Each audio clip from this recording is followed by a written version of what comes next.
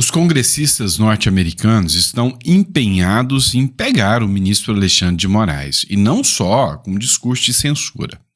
A gente vai falar com vocês da nova arma ou a nova frente, contra o ministro Alexandre de Moraes que os congressistas norte-americanos estão utilizando. Essa matéria foi divulgada no jornal Revista Oeste, que vale a pena uma análise. Inclusive foi republicada também pelo Eduardo Bolsonaro, deputado federal. Outro ponto que a gente precisa discutir também, é o desespero que o governo Lula está depois dos últimos resultados de pesquisa. Ou seja, o governo Lula está definhando. A esquerda está acabando cada vez mais no Brasil. Ou seja, eles estão entrando no modo desespero. E a gente vai explicar cada detalhe sobre tudo isso aqui para vocês nesse nosso editorial, inclusive sobre como esse caso que eu estou falando, que é a nova frente de investigação dos congressistas norte-americanos, podem levar a sanções mais sérias do que tirar visto e proibir o Moraes de pisar nos Estados Unidos. Nós estamos falando de caso até de prisão mesmo. Então vocês vão entender tudo isso que a gente está explicando aqui para vocês. Mas é óbvio, vou lembrar vocês para visitar a nossa biblioteca digital. O link está na descrição. Não vou nem fazer muita propaganda não, mas eu vou lembrar vocês que você, clicando na descrição, conhecendo um dos nossos livros, fazendo um download, você está ajudando a gente a continuar o trabalho aqui, uma vez que o nosso canal encontra-se desmonetizado. Mas vamos lá. O moral do Lula está mais baixo do que bumbum de sapo. Essa é a grande realidade. Para vocês terem noção, até o Estadão, Folha de São Paulo já está criticando o Lula, mas o Estadão escreveu o seguinte: Nízia Trindade foi demitida por um presidente que desde sempre joga suas falhas nos ombros alheios. Num governo sem projeto de país, nem o mais competente ministro terá sucesso. Ou seja, trouxe o desenho, É um governo sem projeto de país, é um governo que, desde direita até esquerda está querendo que ele caia, Mas, os assuntos sobre impeachment do Lula foram esfriados, A população quer o impeachment, quer o Lula fora, mas tem uma linha de raciocínio de que não devemos fazer o impeachment agora, porque o Lula tem que sangrar, Ou seja, tem que a população tomar raiva do Lula para que a população não esqueça de quem é o Lula. Faz sentido? Faz. De certa forma faz sentido. Eu separei um vídeo aqui, que eu peguei do TikTok, O perfil aqui é o Nima e Vinilca, Para quem quiser seguir. Olha só esse trecho aqui. Em 2026... Lula não tem a menor chance. A esquerda não tem a menor chance. Eu achei esse vídeo muito autêntico. Dá uma olhada. Eu votei no Lula, mas foi a pior decepção que eu tive na minha vida. Você se considera uma pessoa de direita ou de esquerda? Eu considero de esquerda. O que o senhor está achando do atual governo hoje? O que está se passando está uma merda. Porque, assim, eu como motorista carreteiro, nós não somos beneficiados em nada. O governo não está ajudando em nada. É pedágio, é política, é briga de política, é tudo isso para que nós podemos servir em quê? O que o senhor está achando com o aumento dos alimentos no mercado? Muito caro demais. Para finalizar a entrevista, hoje se existisse a campanha eleitoral para presidente, então o senhor... Presta atenção aqui o que ele pergunta aqui. Votaria no Lula ou no Bolsonaro? No Bolsonaro. Eu votaria no Bolsonaro novamente. Então hoje você mudaria seu voto? Você votou no Lula na última presidência? Eu votei no Lula, mas foi a pior decepção que eu tive na minha vida. Foi pior. Então hoje, se as eleições fossem hoje, o senhor votaria no Bolsonaro? E lutaria com toda a força para que ele possa voltar para nosso país de novo, porque infelizmente está essa merda que está esse país. Vocês entenderam o porquê que tem essa linha de raciocínio de que não é a hora do impeachment? Que pessoas como esse senhor aqui, que eu senti sinceridade nas palavras dele, vão se multiplicar. Por quê? Porque o povo está sentindo na pele o que é apostar no PT mais uma vez. E aí, sem contar as falácias, Aquele bom e velho acuse-os do que você é. Dá uma olhada nessa última matéria aqui. Foi o Alexandre Ramagem que publicou essa matéria aqui. Covid, Além de Nízia, 12 ministros de Lula têm vacinação incompleta, ou seja, não tomaram as vacinas. Médico e vice-presidente Alckmin não se vacinou contra a Covid em 2024. Ora. Mas peraí, não são negacionistas? Não são figuras deploráveis que atentam contra a ciência e que merecem ir para o mármore do inferno? Ora bolas. Então é o bom e velho acuse-os do que você é. O Alexandre Ramagem escreveu o seguinte: seria mais honesto que afirmassem a liberdade individual de decidir sobre vacinação, mas assim não teriam como tentar destruir a imagem do presidente Bolsonaro. A gente começa a perceber, por A mais B, que tudo era meramente narrativa. Aí levanta até um questionamento. Será que o Lula se vacinou? Não. Será que será aberta uma investigação sobre cartões de vacina do vice-presidente Alckmin, que está passando essa péssima imagem para o país? Será mesmo que o STF não vai dar 24 horas para que o Alckmin se manifeste? Ora bolas. Afinal, Alckmin, você se vacinou ou não? Se não vacinou, peguem ele no laço e vacinem. Afinal, ele não pode atentar contra a ciência. O Brasil é um mundo de hipócritas mesmo. Essa é a realidade. Essas narrativas estão caindo por terra cada vez mais. Olha só, isso aqui, não, aí me dá um orgulho, né? Esse aí me dá um orgulho quando eu vejo isso aqui. Olha só, Space Liberdade. Urgente. Lula derrete na sua desaprovação, dispara em 8 estados, conforme pesquisa da Genial Quest, tá? E aí, pode olhar. São Paulo, 69%. Minas Gerais, 63%, né? Rio de Janeiro, 64%. Bahia, 51%. Reduto petista, Bahia, 51% de desaprovação ao Lula. Paraná, 68%. Rio Grande do Sul, 66%.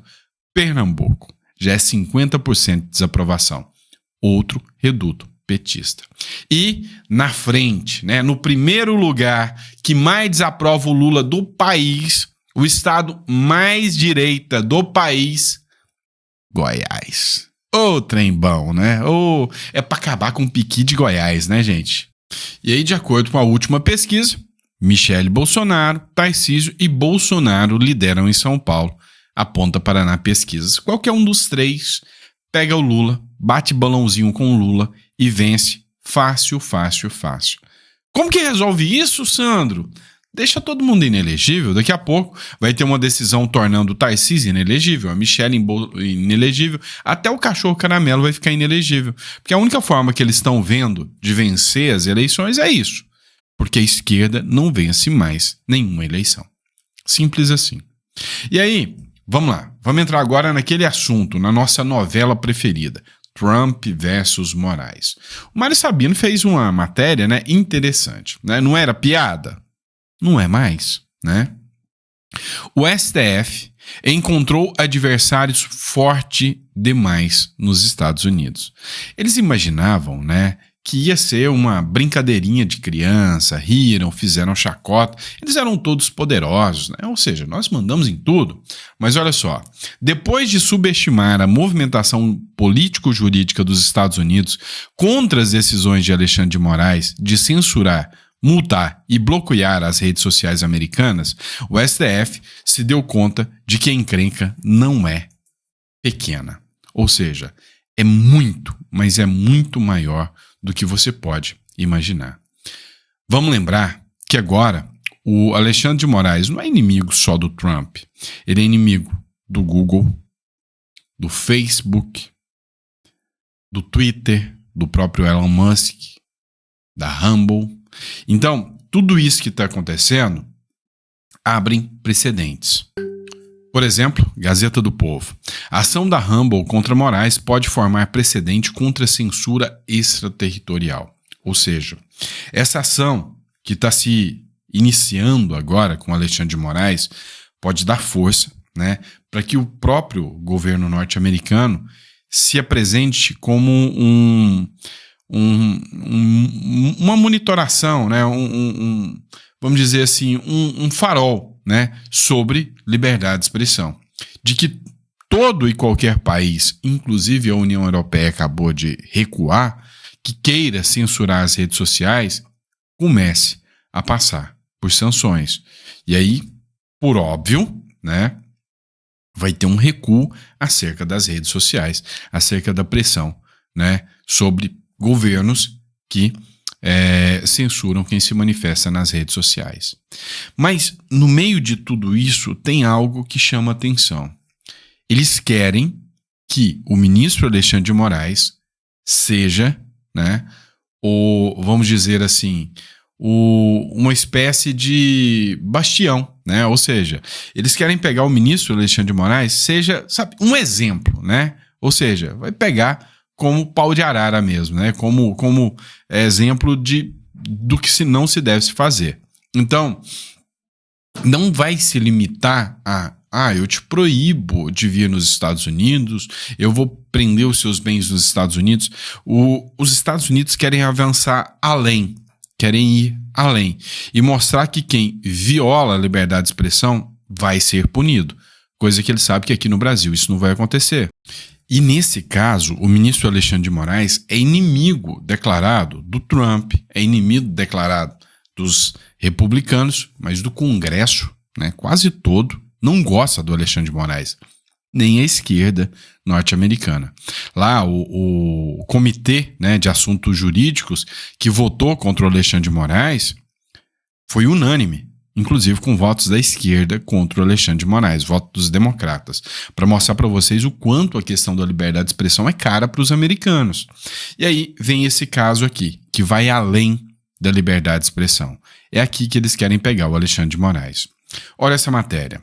Moraes acompanha a localização de Felipe Martins meses antes de prendê-lo. Decisões do próprio ministro, agora sem sigilo, mostram que o juiz do STF possui informação da geolocalização desde outubro de 2023. Ou seja, eles estavam fiscalizando, né? As informações foram colocadas a público. Eles estavam fiscalizando, né? O que não poderia acontecer, mas estavam, né? E sempre souberam que o Felipe Martins nunca saiu do território brasileiro. Como, só para deixar claro, né? Sair do Brasil não é motivo de prisão. Mas eles usaram isso como argumento, mesmo sabendo que isso não aconteceu. A Bárbara comentou, né? A matéria da Revista Oeste diz o seguinte: 3 meses antes da prisão de Martins, Moraes tinha dados que mostravam o ex-assessor no Brasil, no dia que teria viajado para os Estados Unidos. Ou seja, eles sabiam que ele não viajou. Acho que as pessoas ainda não entenderam como isso é grave. Ele foi preso por sair do Brasil.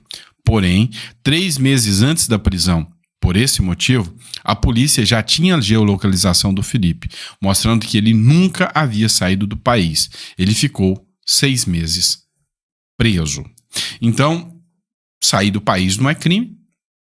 Ele foi preso sob o argumento de ter saído do país, mesmo que eles sabiam que não tinha saído.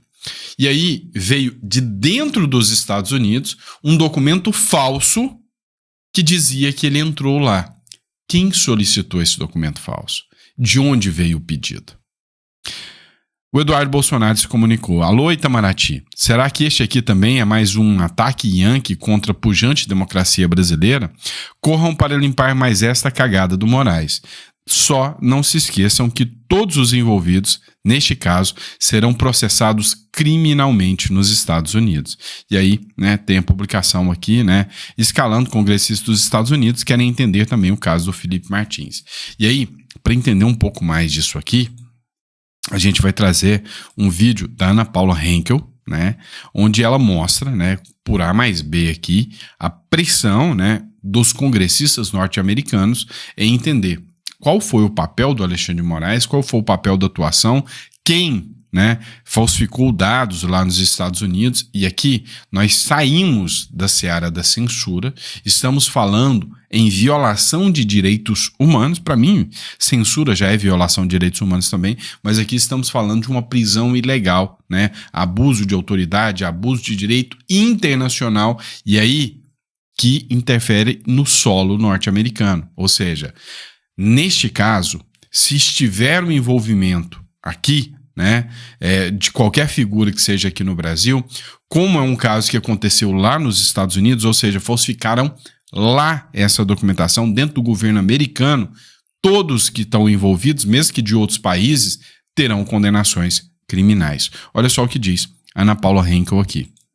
Ao que aconteceu com o Felipe Martins, eu pedi à Revista Oeste que traduzisse a matéria exclusiva da Revista Oeste e do nosso querido Christian Costa, exatamente porque alguns assessores de gabinetes desse comitê do judiciário que aprovou hoje na comissão a lei contra censores e ditadores de entrada aqui nos Estados Unidos, alguns gabinetes me pediram para entender o que estava acontecendo no caso do Felipe Martins. Ou seja, o nome Alexandre de Moraes corre nos bastidores do Congresso americano e o nome Felipe Martins também é um nome muito conhecido nesses bastidores. O que vai demonstrar nessa matéria para esses congressistas, de uma maneira mais sólida, inclusive com documentos, é que a própria PGR sabia da geolocalização do Felipe Martins, a Polícia Federal sabia, o Alexandre de Moraes sabia, todos eles sabiam que o Felipe não tinha saído do Brasil, como se ele tivesse cometido um crime se ele tivesse saído, e mesmo assim ele foi preso. Isso atenta diretamente contra os direitos humanos globais. Aí já saiu da esfera da censura, vejam bem. Já é outro caminho contra os direitos humanos de uma maneira geral no mundo. Ou seja, o Alexandre de Moraes ele fica abrindo leques e mais leques contra ele próprio.